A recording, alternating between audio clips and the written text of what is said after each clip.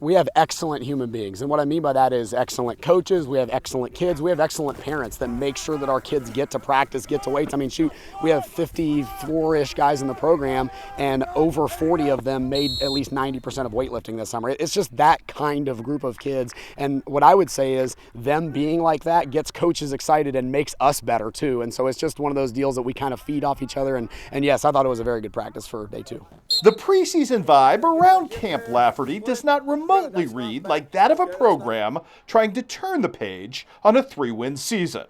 Rather, there's an energy and positivity brewing that suggests that a rumored football renaissance for Rushville industry has serious legs, with a myriad of plausibles feeding into that narrative. I think that a lot of people are pretty excited probably about our younger groups that have been coming up. They've been pretty successful, and then they're tight groups. But I do want to say that our older group, as in the kids that are seniors, battled last year. And it was one of those deals going into last year that we came off of 2 years of a lot of experience coming back, and we had a lot of first-year starters last year at the varsity level. And if you look at our 3 and 6, we had 3 of those games that we had opportunities to win if we don't make mistakes. You know, we kind of got a saying like foxhole guys, we're digging trench together, you know, we're sticking it together, and that's kind of why everybody's kind of excited about the next 2 years, is because the younger guys that are coming up, we've all fought together.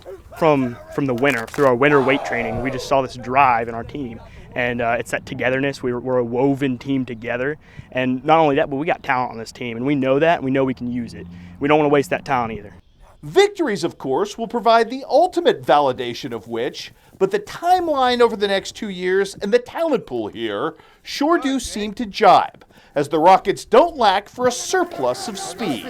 Yes, in the uber-explosive backfield, led by a couple of pulse-quickening home run threats in Jordan McGinnis and Rylan Reimels. I think it makes our job easier because we know as soon as we get that defensive line off the line, then we know that they can come up right behind us and, get that first down. I think if you look at last year, we didn't really have as much of a game breaker element to us, and we've always kind of had a guy like when the Creed Allens that could take it for 70. And this year we do have some of those faster guys, and we maybe are going to be able to do some of those things that allow us to open up the box a little bit. That way we can run our fullback trap and the things that we like to do. But across the board, of course, in places that most other teams don't. And in concert there with a host of high IQ positional practitioners. So this year we're attacking it a little differently. Every year we've had our blocking rules test where we get a piece of paper and we got to do a handwritten test for it.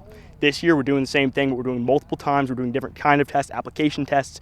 We're really trying to get our mental onto our physical. Now the Rockets do indeed have some questions to answer moving forward, particularly at quarterback. Well, I feel like we have 2 really good quarterbacks, but Jagger is definitively the quarterback, and we've known that for a long time. And the one cool thing about it is that, Hunter Gossage is a team guy. That is a guy that whatever you need me to do for us to be successful, I'm going to do it. And he takes a lot of pride in being a great corner coming off an all-conference season and being an excellent backup quarterback. And then I feel like we don't have a huge drop-off if that happens. Yeah, I'm excited. Both our quarterbacks are really good, but, we like to thump, so. And in terms of repeatable defensive consistency.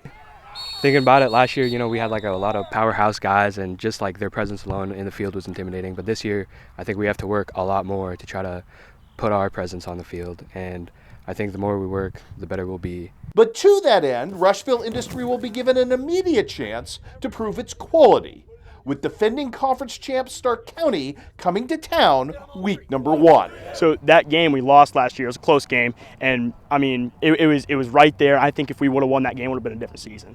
And that we understand that going into week 1, that if we win that game, it's going to be a different season, set the pace for our season this upcoming year.